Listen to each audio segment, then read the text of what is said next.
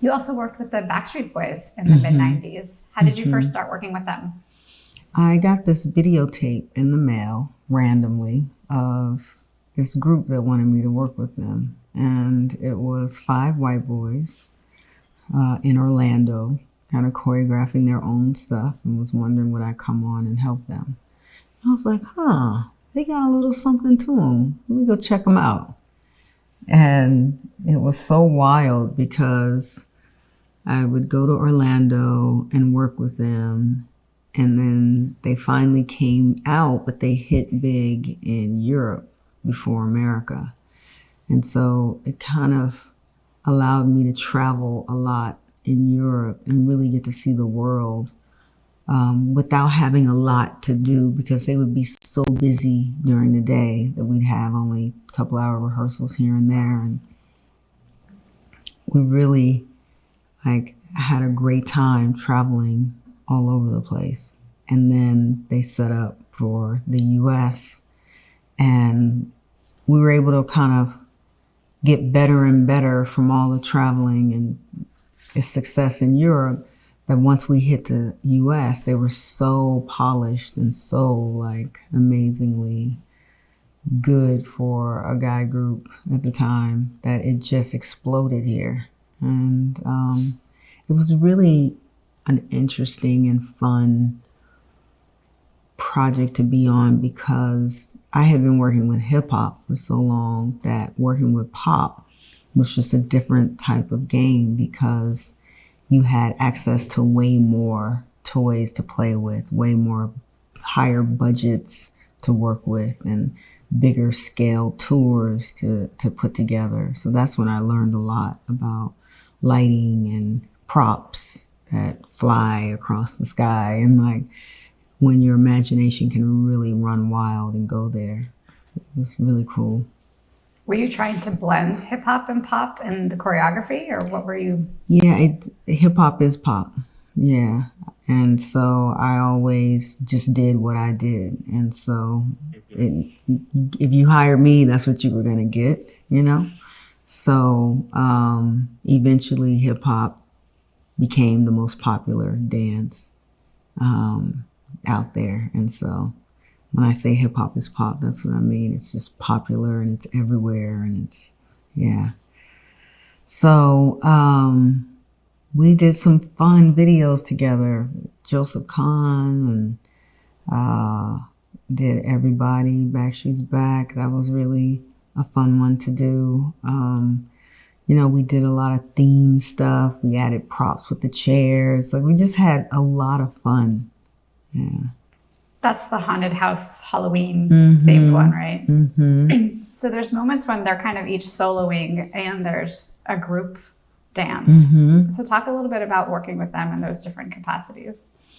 The boys, we always wanted to highlight their individual personality, because they were, when you deal with groups like that, every girl or fan has their own particular one that they like, and you want to give everybody equal shine. So it was always kind of, how do we highlight each one of them's personality and then bring them together as a group, as a whole, to be dynamic. So during this time in the 90s and 2000s, you also worked with Matchbox 20, Santana, Natasha Bedingfield. So your work was sought after not just by hip hop artists, but well beyond hip hop as well. Yeah. What did it mean to you to see your work in demand by such a wide array of artists? Yeah, it was something that I've always seen for myself and for hip hop dance. So it was exciting, because I kind of, in the very beginning had experienced some people who were trained and who were in companies and stuff, at fundraisers, curious about me, oh, what do you do? Oh, you're a choreographer. Oh, what kind of dance do you do? Oh, hip hop. And they go, oh, and walk away. And so for me, it was really a mission to get hip hop dance to be considered a true art form of dance. So working with all these artists outside of hip hop was just another way to get my style seen. Another way you did that was with your work on commercials. You did the Khaki Soul commercial for Gap in 1999. Yeah. Tell us about that. Well, that's another one. Hype got called to do a Gap commercial. I had been auditioning for Gap like over the years and never had gotten it.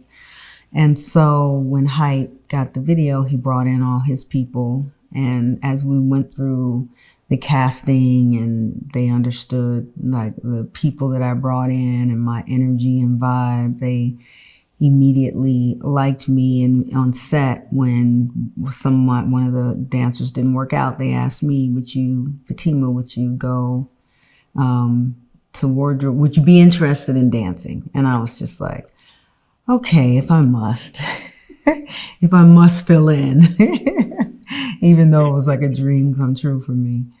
And they said, well, we want you to go to the dressing room. We want you to dress yourself. We just love your individual style. So can you do that? I was like, okay. So I cut up a linen shirt and I made my head wrap out of the shirt and I put on my little khaki outfit. And they were really particular about people wearing their own personal jewelry, to the point that they wouldn't even like hire certain people if they just didn't like the style of jewelry, just didn't feel like it worked with the brand.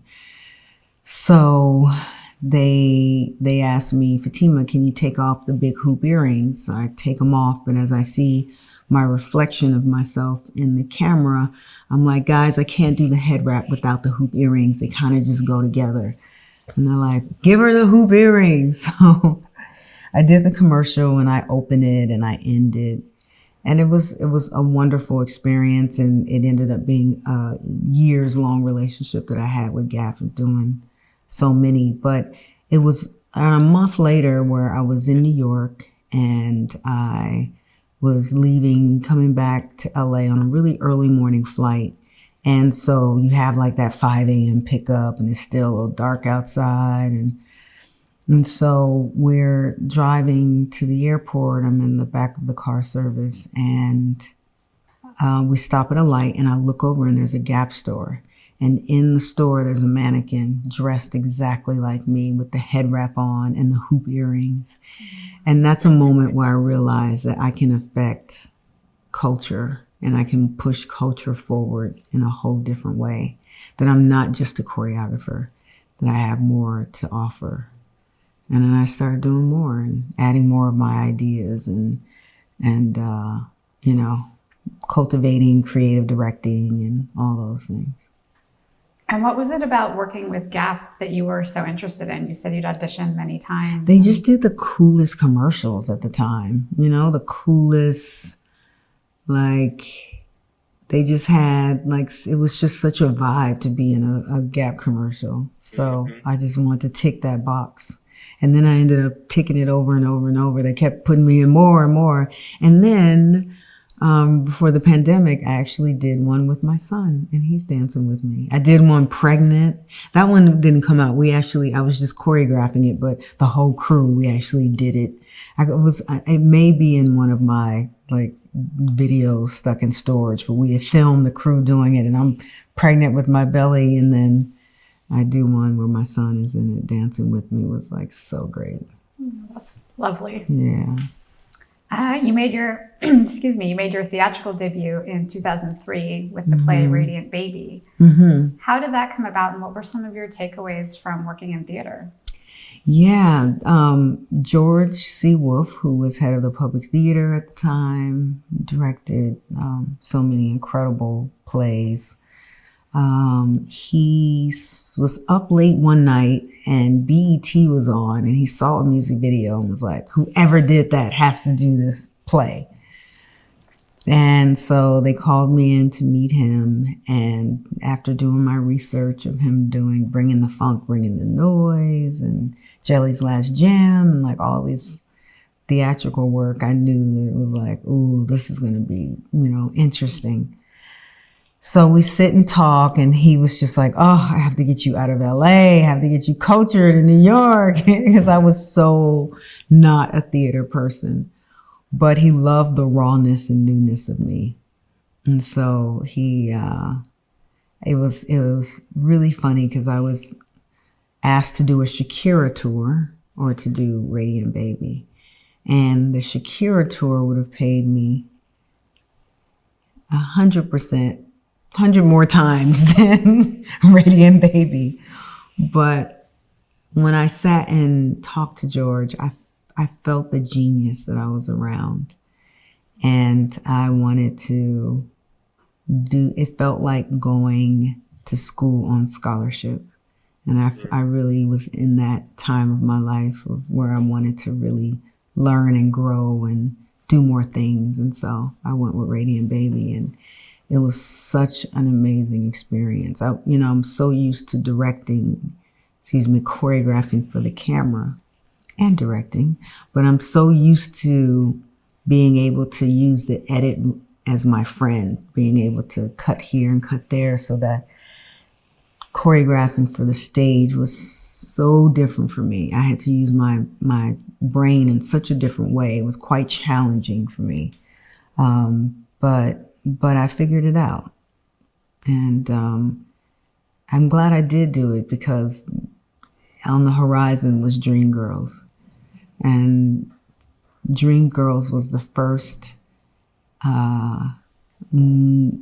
thing I ever had to audition for as a choreographer. And so that was like, okay, you want me to audition? Interesting. And so they gave 3 choreographers the same song and said, present us a piece.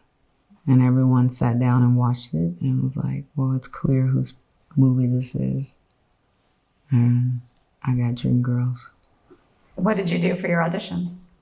We choreographed Step Into the Bad Side. Yeah. And because I had never seen the play, the other 2 choreographers did. They kind of did something very similar to the old one. Well, I had no reference to go off of. So I just did something completely fresh and new. And David Geffen and Bill Condon just loved it. But it was also that experience of working with George that allowed me to really step up to that and get that job. Because a lot of the performances in Dreamgirls are them performing on stages, right? Mm-hmm. Yeah.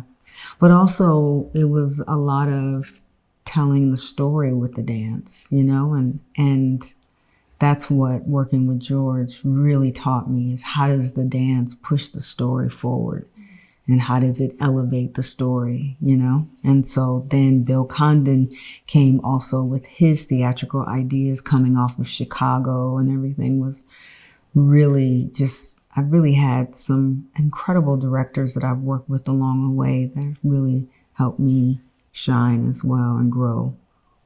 What do you think makes for a good director in that relationship between a director and a choreographer? Again, trust, but also, directors, a lot of directors are choreographers. They just don't have the vocabulary of dance in their body. So when you work with someone who really knows what they want and understands, you just then come and enhance all those ideas that they have and give them things too that maybe they hadn't thought about. That's what I love to do. I love to give them what they're feeling for the scene, but also I throw in a little bit about what about this to it. And they're like, oh, wow. Like you took it to a whole another level. And that's what I love to do. Actually, I have a quote from Lawrence Mark, the producer on Dreamgirls, who said that you brought an amazing amalgam of styles to the choreography: gospel, jazz, blues, soul, and rock. You added beyond what they were even imagining. Yeah. Talk about bringing so many styles to the film. I don't know. It's just kind of what I do, what I naturally do. That's why I don't like to prepare a lot in the room. I love to go in and just see what it feels like, see what comes through me. But it's the music that moves you as well. And so if you're following the flow of the music and you're not married to something that feels like it needs to be period, or it needs to work, for this dialogue, or it needs to, if you let yourself be open and free to explore, things that may work and may not work. But I often find that a lot of times they do work. And a lot of times, like, you find some gems out of working in that way. Can I read you something that Rebecca Walker sent me? Please. So this is Alice Walker's daughter. And it was so amazing. I was floored. This is recently with Color Purple. And so when she had said, like, how did you do it? How did you piece all that together? And with Color Purple, I definitely felt like the ancestors were speaking through me.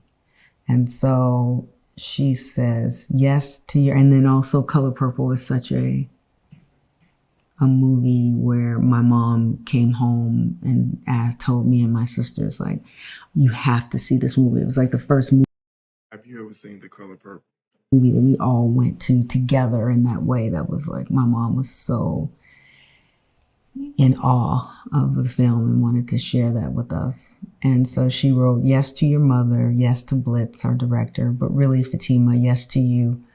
I was in awe of what you did. Every sequence is brilliant. The way you worked the vocabularies of the different time periods, seamlessly meshed African and modern and classical. I mean, Ailey and Martha and Trisha and Dunham and Fosse and beyond, and grounded it in hip hop and contemporary Black vernacular that you basically co-created and evolved over the last decades. My dream is for people to understand the depth and knowledge and technical and intelligent rigor you are bringing.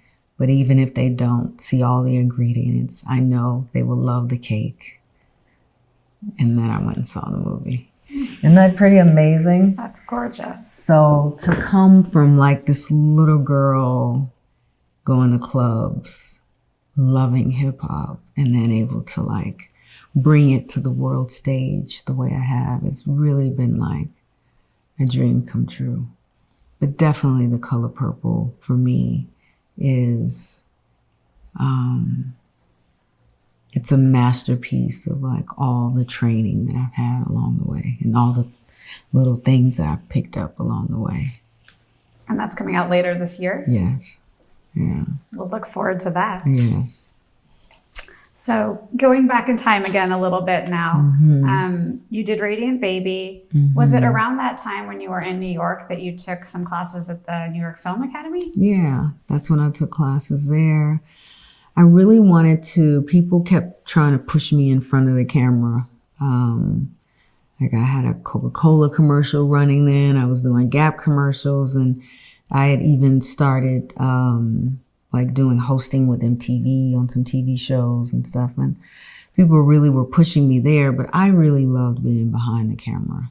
And so I wanted to go to film school because I didn't go to college. So I wanted to take some courses and see if this was something that I would love to do. And of course, as soon as I got into class, I was like, oh, that's what that means. And that's what that is. Like I was the one person in class that had been on so many sets and was like, that's the light meter. And that's why that takes so long. And that's what they're doing when they do that.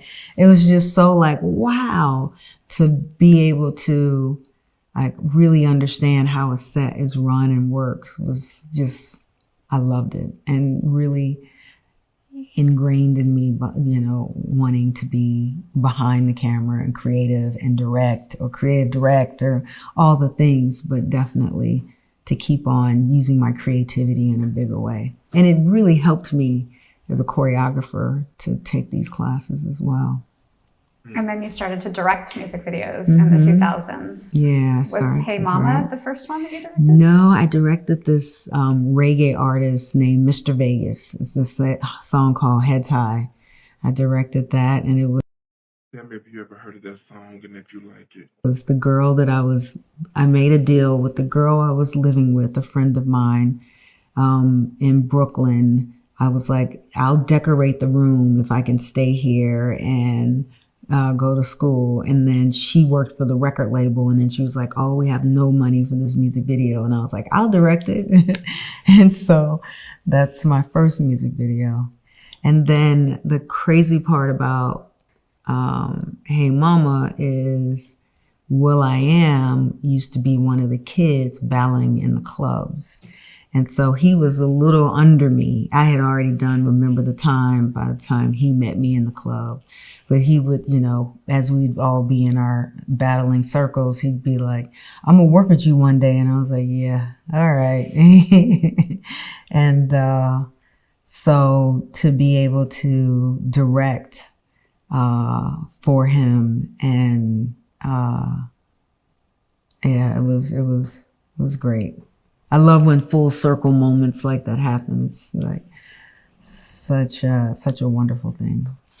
You also directed several videos for Meghan Trainor, including All About That Bass, Yeah. which kind of put her on the map. Yeah. Let's talk about that video. Yeah, I mean, that's an interesting one. My mentor, Sylvia Rohn, who's now at Epic Records, she's often sent me songs, and I just felt like unless I was super passionate about it, I wasn't going to take it, because me and her have such a great relationship together, and I just didn't want to ever get in the way of that. When she sent me this song, it just struck a chord in me, and I just loved it so much. And it was like, okay, we don't have a lot of money, you know, and she's from Nantucket, and, you know, she's never done anything. She's really a songwriter, and she's never really done anything before. And when I met her, she was just so cool and fun, but she was right when she said she's never done anything. Like, she just did not know how to work the camera or understand any of that. So it was really starting from ground level. But I just based it in kind of like, I had this reference of pastels that I really liked, and I kind of ran with that pastel and colorful vibe. And then I added the floral element to it, along with the dance, along with taking a very cheeky song and making it like bringing out the humor in it, but still wrapping that humor in colorful kind of Candyland in a way. And it all kind of worked out. And it actually became like the first YouTube video to hit 1 billion watches. And we were really amazed when it happened and all. Tell me if you ever seen that YouTube video, because I haven't. Came together, but it was a great thing. Absolutely. Yeah. In the early 2000s, you also started to work more in episodic television. You did an episode of the Drew Carey Show in season 7 called Drew Gets Out of the Nut House. Yeah, the Drew Carey Show was such a surprise, because I just felt like, wow, they're reaching out to me. Okay, let's try it. You know, that multi-camera thing was so different and new as well to me, but he was really a really nice guy and open to all the ideas. And, you know, I love when you're able to take a show like that has humor and props and fun wardrobe, and you can really use your imagination. You know, my sisters and I, we didn't have a lot when we were younger, and we would really use our imagination when we played together. We create these Barbie doll like mansions, but we would take like the top of a Downy and put the top of a Carpet Fresh on that and put water in it and lift it up, and that was our toilet for the bathroom. And like we used our minds in all these different ways that it's so much fun to get in the room and like just come up with all kinds of crazy stuff. And that was working in comedy is fun. And so I enjoyed that I enjoy whenever I get a call to do stuff like that. I've worked with Blackish and Grownish, and each time we get to play in such a way I never get to play with in music video. With episodic television, who are you meeting with? Is it the showrunner and the director of that episode? Yeah, most of the time it's the showrunner. Sometimes it's a director.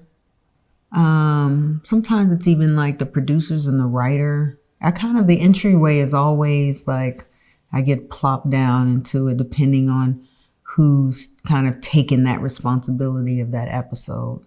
Yeah.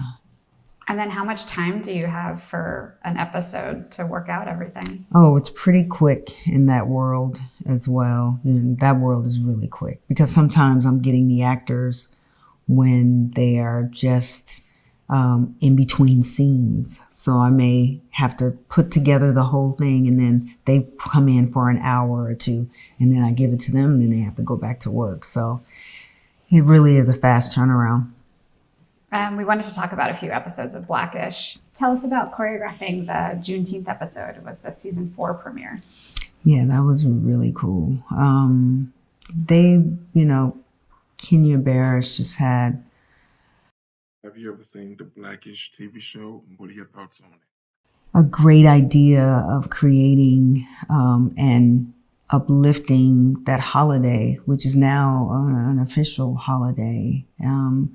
But something that Black people always celebrated. And so it was great to do something with them. I mean, that cast is so much fun. Lawrence Fishburne can dance his butt off and is great. And Tracy and I have known each other for years. So really, when I go to work on Blackish, it's like working with family. And so to take us through kind of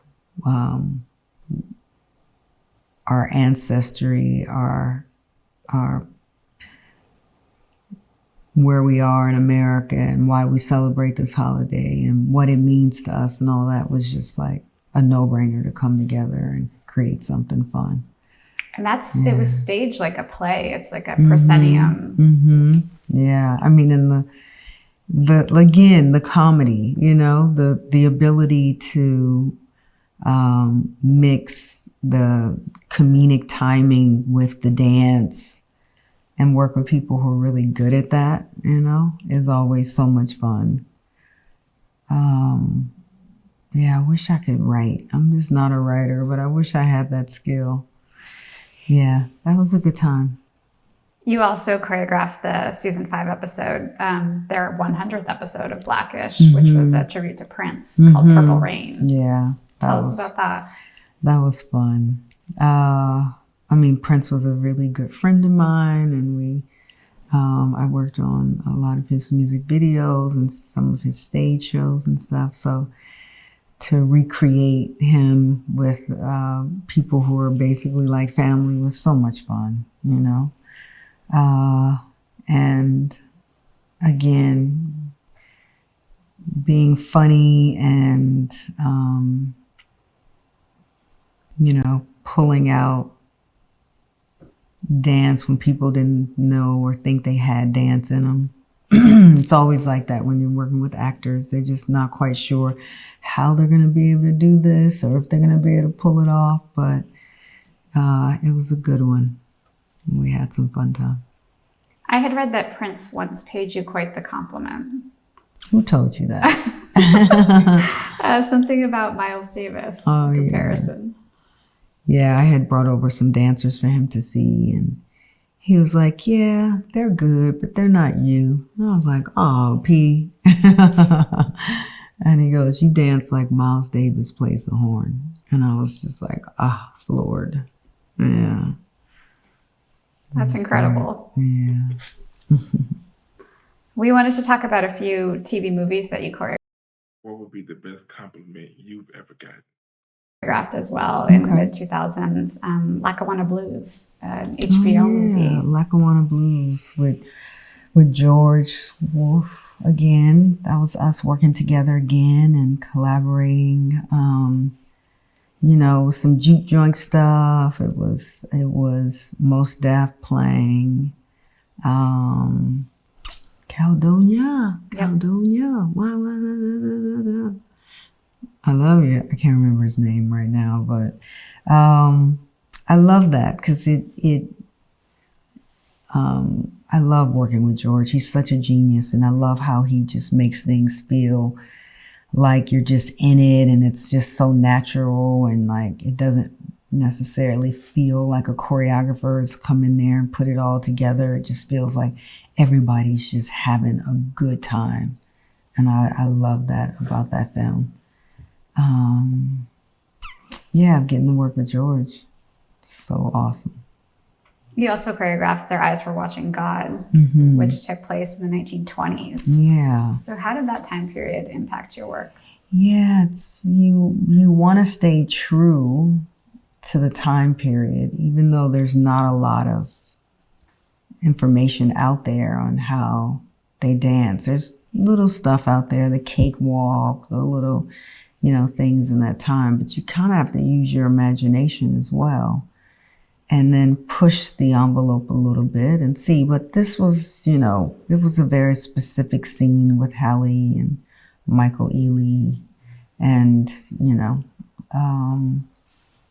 just kind of with that, it was you wanted to honor what the writer wrote in the script and hope that, sometimes you want to be flashy and you want to have things that really, take you out of the story and into this land of dance.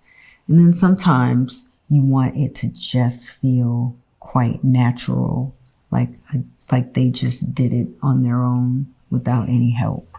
And it doesn't take, people fall into the story a little more, and they would never think a choreographer was on set helping put it all together.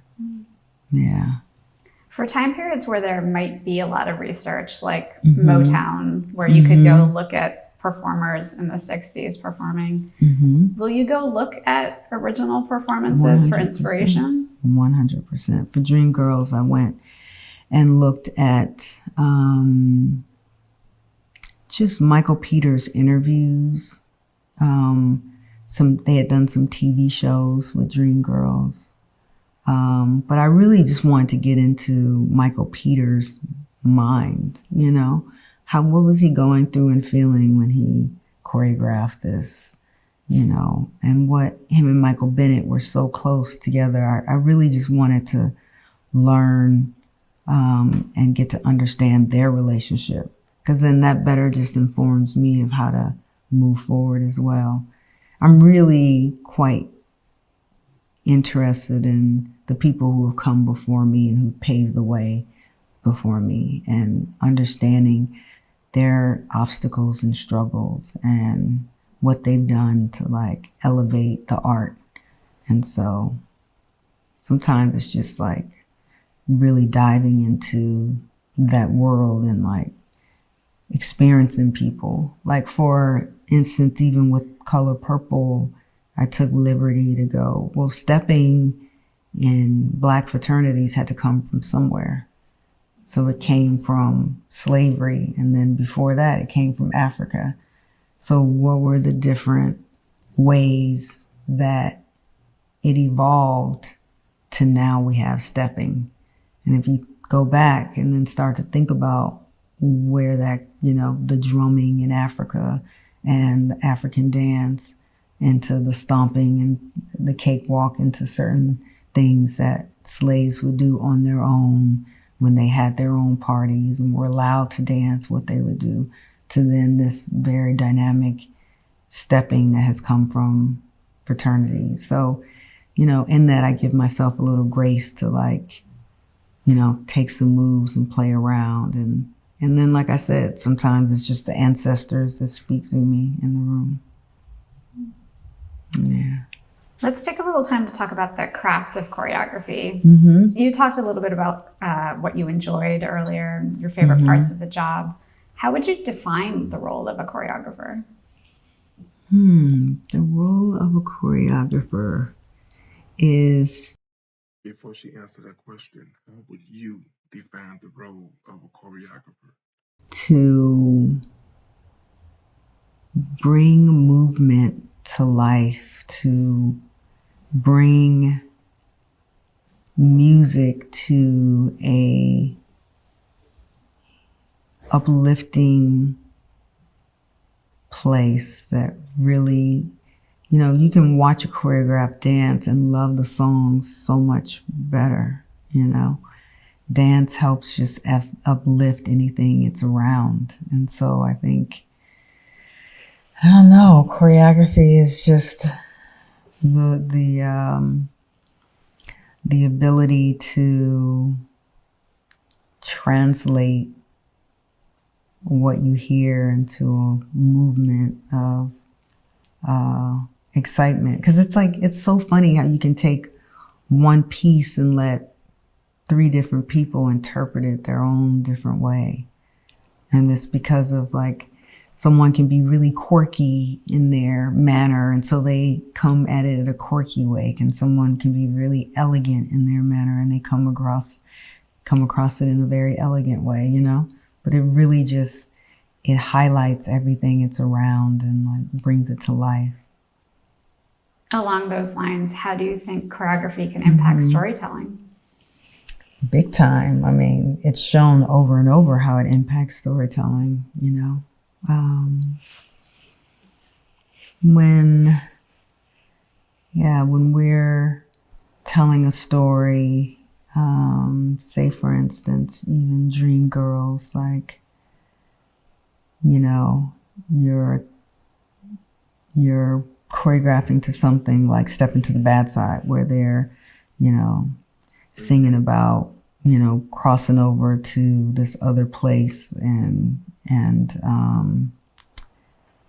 something about like the way you look at the choreography, the way you interpret the moves, the way you like add the emotion and the aggression, or the foot stomps or the hand props or the thing, like it moves you, and it makes for the story to be just elevated and evolved, you know? You can really kind of guide someone to a place, you know? It's funny, it's even in Color Purple, like when Suge shows up at the juke joint for the first time, it's like, ooh, you just never know what's about to happen, and it just keeps happening, and then it keeps happening, and it's like, I love the way it can move you emotionally, you know? I was really, after watching The Color Purple, I was really emotionally moved in a way I hadn't been. Yeah. And then a bit sort of more of a technical question. When you're coming up with choreography and you're moving, what footwear are you wearing? Like, how are you dressed? Sneakers. Sneakers? Yeah, but I wear a lot of street clothes, sweats, sneakers, jeans. And then at some point, will you have your dancers in full costume and the shoes that they're gonna perform in? So And sometimes they're in rehearsal wardrobe, but we ask for the shoes in advance of, so they can break them in. Yeah. And how important is it to do like a final rehearsal in the space that they're actually going to be in as well? Very much so. You have to. Yeah, unless you want to waste time on the day trying to figure out the staging. I mean, you're just in a box in rehearsal, but when you get on set, there's so many different variables and elements. There may be tables, chairs, a bar. There may be just an open stage, but there may be like, there's so many other things, props, levels, like there's so much that you have to rehearse in the space as well.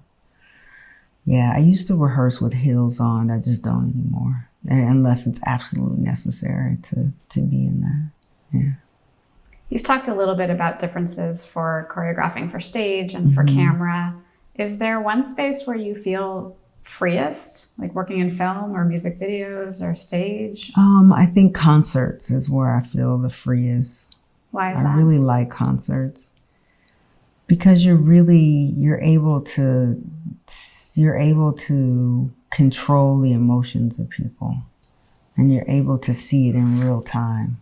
It's really beautiful to sit in a 80,000 venue and watch people scream for your choreography or for what they just saw. Like watch people have fun and like turn to each other and laugh and sing and dance. Like that to me it's so much joy that I get from putting together a stage show and watching how it affects everybody in the room collectively at the same time. And then the way people experience concerts now with filming on their phone and whatnot, a lot of them are going to go home and try to recreate those dance moves too. Yeah. I mean, a perfect example is like the Beyonce concert, her doing the mute. She has a song where she just says mute. And then in rehearsal, she put a stop in there. And so when we first did it, she would say, she would go mute, and then people would continue to sing the song, and then they'd be like, oh, and then the song kicks back in. But after a while, people got hold of the mute, and they said on mute, and then to watch an 80,000 stadium go quiet and then kick back in when the music, like that to me is like, what? You know, that's some serious power. Yeah. And people were so upset if people didn't do it correctly. Yeah. So wild. But that's what being in a live environment gives you. And that's why I like it the most. So this is Beyonce's recent Renaissance World Tour, which you were director of choreography for. Yeah. What does that role entail? Yeah, the role hadn't even existed before that. Me and her made it up. So because, you know, I direct music videos and I choreograph and I creative direct and stuff, it's kind of like there's so many different things that I bring to the table.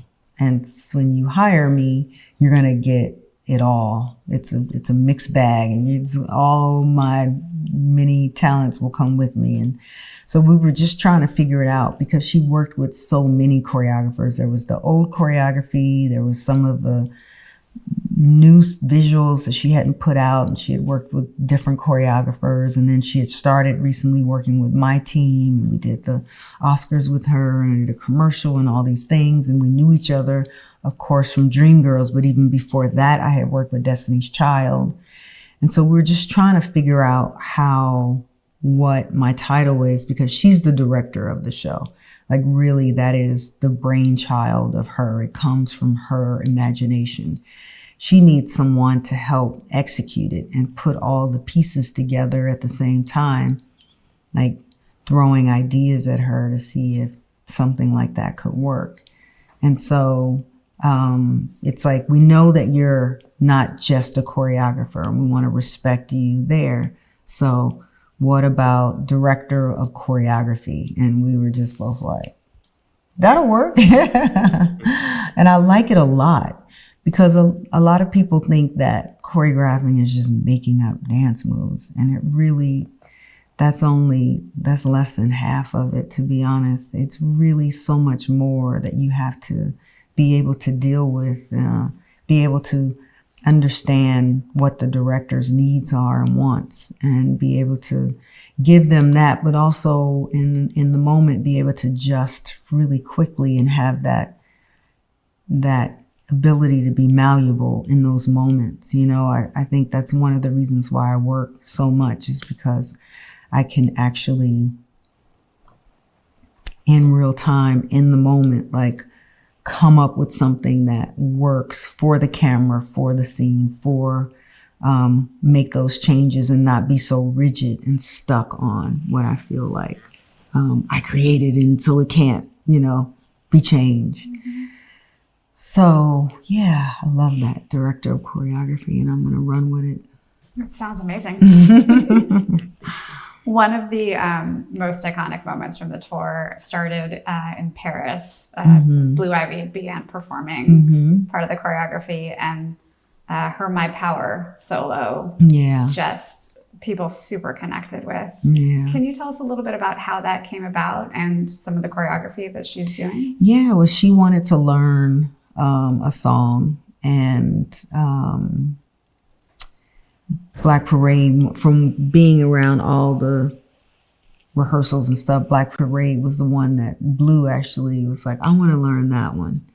And it actually was a routine that a gentleman had done over the pandemic.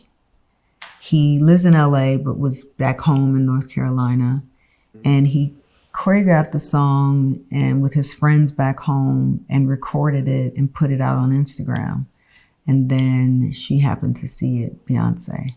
So as we were talking about the different pieces, she said, you know, I want to do something like in the vein of this. I really like it. And I was like, well, why don't we just find this kid and have him come in and show it? And so went to Instagram. He was following me. I DM'd him. It was like I was able to make the call all over again that John Singleton made to me about Michael. I was able to make this call to this gentleman to tell him that we'd like him to come in and choreograph for Beyonce. And it was just like so exciting for him to be able to do that. His name is escaping me right now, but I'm going to go look on my Instagram for him. And it was really great. And that was the song that Blue kind of gravitated to. And so My Power was the song right before it. To be honest with you, love the opportunity to work with Beyonce. And the team did, and it was just really, it was just such a moment because she had been wanting to like get in there. And it was just not the right timing quite yet at the very, very beginning because we needed to like see the show up and fix all the little tweaks. And she just was at rehearsal, learning her steps. And then when the timing was right, her mom said, okay, here we go. Let's try this. And it was great.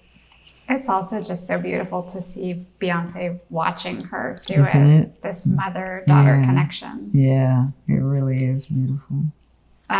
Just this week, the trailer was released that there will be a film of the tour. In it, Beyonce said her goal with the tour was to create a place where everyone is free and no one is judged. Mm-hmm. Do you relate to that sentiment? Yeah, totally. I really think she did.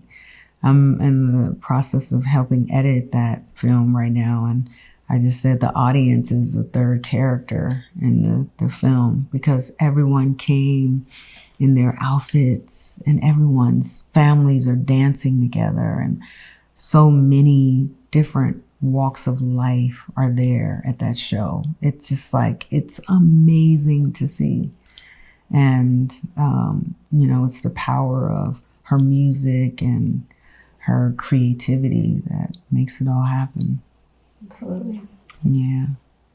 Let's talk about a few more specials and television projects that you were involved in. You were the choreographer for We Are One, the Obama inaugural celebration of the Lincoln Memorial. Yeah, they actually brought me on to executive produce that one as well. And that's when I started like jumping into the producer world because we just found that if I took over the whole project, I can bring in other choreographers and delegate the different pieces to someone, or my team would do some of it. But when you do a whole show like that, sometimes it's hard to like navigate the whole thing. But, and that's why director of choreography makes so much sense because, you know, there's certain things I can say, okay, we're gonna pay homage to this artist in the 20s and we want to do the style of dance, and I bring somebody in who's versed in that style of dance, but also I help stage it and I help make sure that it is telling the story that we want to tell for the actual show. And so that one's a fun one, going through the different styles of dance was really good. And working with actors who did choreography and like working on the Usher piece, and he's a fantastic dancer. And yeah, just being able to, when I wear the producer or executive producer hat, I can just be able to collaborate on not just choreography, but just also like how are the dancers going to be dressed and keep it elegant? How is the content? What is that going to look like? What kind of props do we need, and where is that coming from? And all the things to make it come together in a more cohesive way than if you hire separate people all the time. So I've just really stepped into that position lately, and I really love it. And because you've worked so closely with artists as a choreographer, I imagine you bring a different perspective to producing. 100%. I bring such a different perspective as a producer, and it really,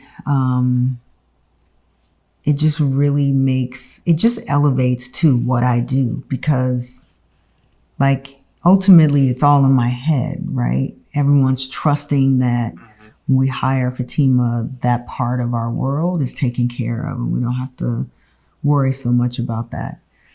But when I'm able to and allowed to like really not just take what I'm choreographing, but also really like put together the staging of it, and where it's going to be staged, the wardrobe in it, speak to the artist and help the artist understand what the vision is, and then collect all the artist ideas from the beginning, not later on when I see them at rehearsal, but from the beginning. It allows just more room to create even better work.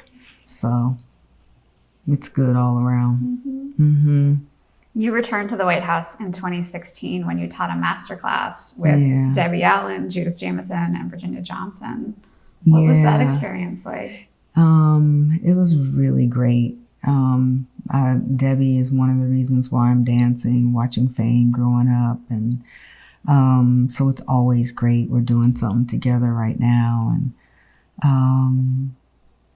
And to be able to be the hip hop element to that. They had Alvin Ailey's people there teaching ballet, and then Debbie did African dance, and then I brought in hip hop dance. So wonderful. Yeah. Your dancers did a number from the Wiz Live, is that right? No, not there. We just did, I think maybe I taught the kids something, but it was a bunch of young girls that we taught. None of my dancers came with me to that one. So you got to teach like teenagers? They were preteens. They were young. Yeah. They were cute. It was so fun.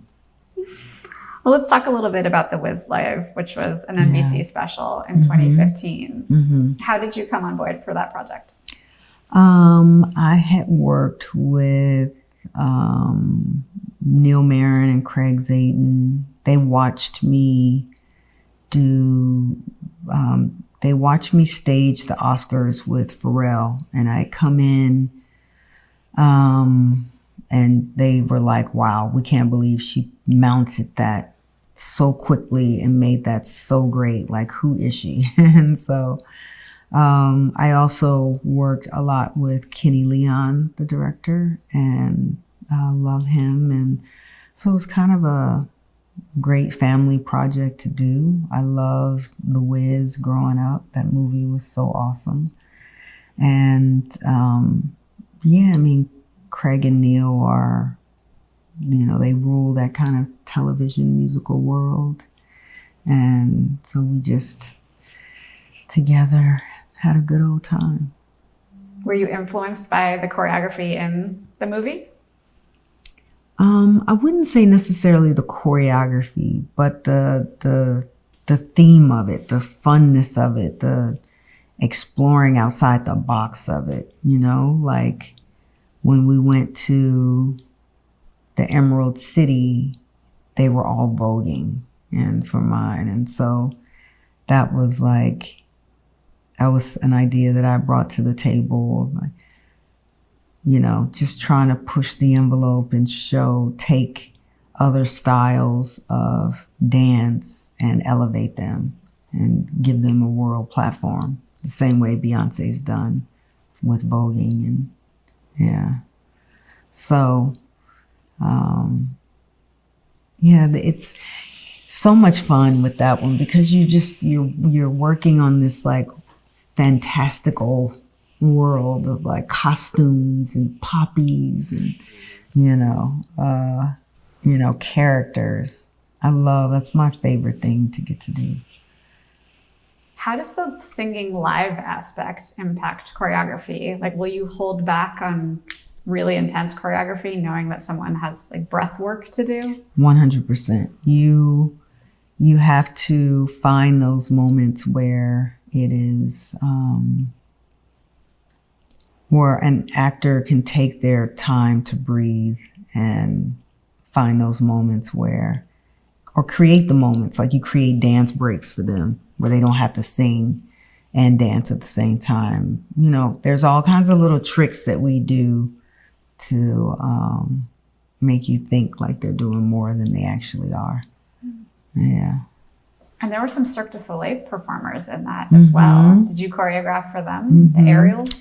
Yeah, it's just working with the people who know how to do it. I know what I want. I know it feels right.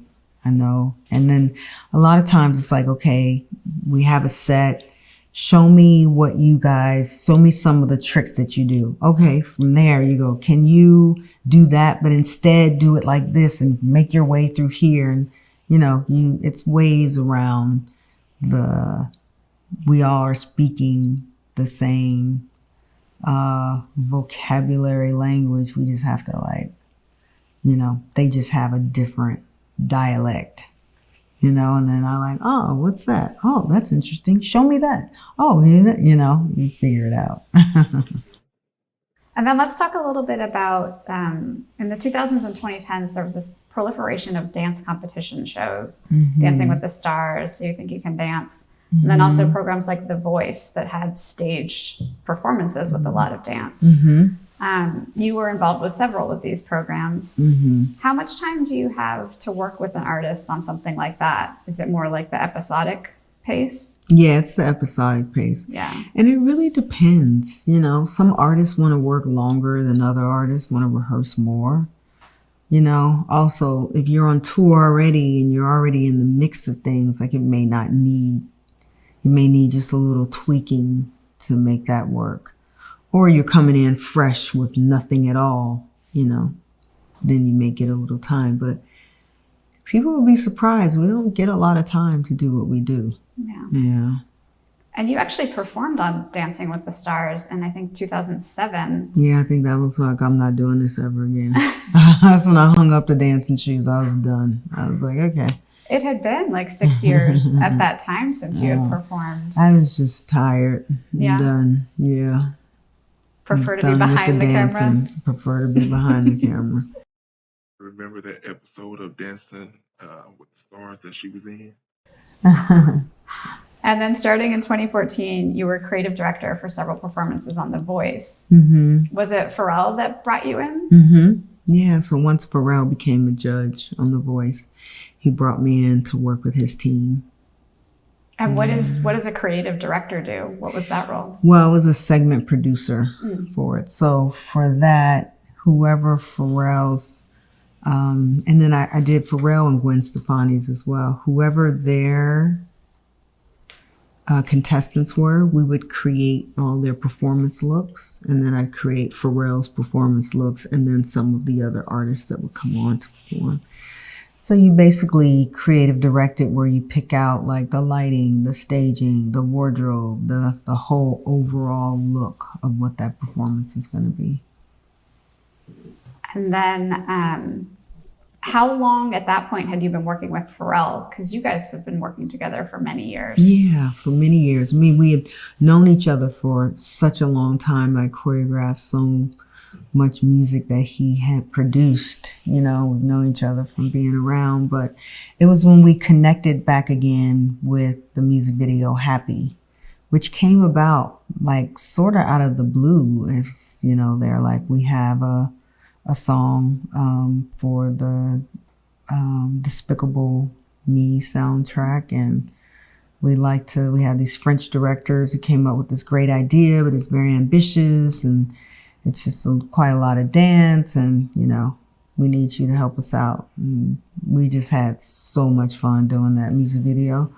And the song just had this infectious, like, hitting the chakras in your body, and just made you happy. And so we just had fun, and we just made up characters, each set up, and he wore all my hats, and and we were just silly and had a great time. It's a really joyful video. Yeah. You also worked with him on several performances on award show. He performed Happy on the Grammys and at the Oscars. Yes. Can you tell us a little bit about helping to stage those performances? Yeah. Let's see. Happy for the Grammys. We had just done the song so much. And there was so much going on in the news at the time with the Trayvon Martin killing, and just it was very hard to be happy at times. And so he really wanted to do something that kind of questioned, are we happy, in a way, and kind of like we just wrapped it in where everybody felt. And that's why we had the hoodies, and Hans Zimmer came in and did kind of a different kind of twist on it. And so, yeah, we wanted it to feel different than all the other happies that was out there. Yeah. And then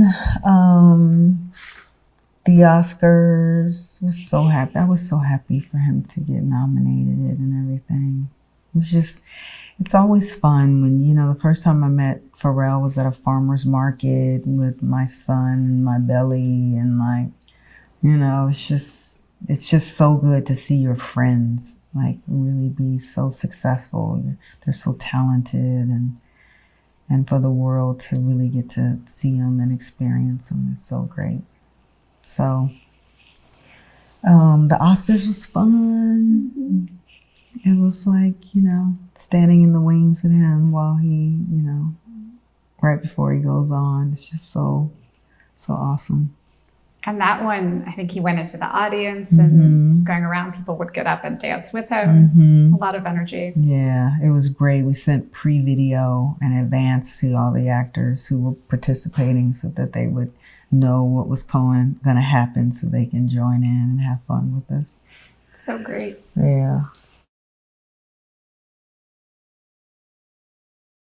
Fatima Robinson interview, part 2 of 3. She and I had a beautiful, beautiful career so far. It has expanded into TV, theater, as well as movies.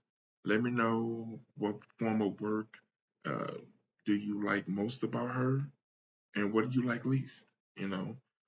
Let's have a conversation.